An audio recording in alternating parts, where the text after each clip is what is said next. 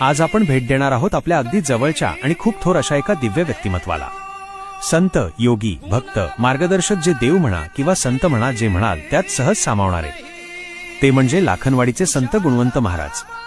गुणवंत महाराज हे असे संत होते की जे जिथे जायचे तिथे श्रद्धेचं बीज पेरायचे आणि विश्वासाची उगमस्थाने तयार करायचे। लाखनवाडी आणि आजूबाजूचा सारा परिसर आजही त्यांच्या उपस्थितीची जिवंत साक्ष देतो। आज लाखनवाडीला गेलात तर तिथं एक वेगळीच अनुभूती येते, जणू काही हे आपलं घरच आहे, जणू काही आपल्यातलेच कुणीतरी अजूनही तिथं आपल्या स्वागतासाठी उभं आहे।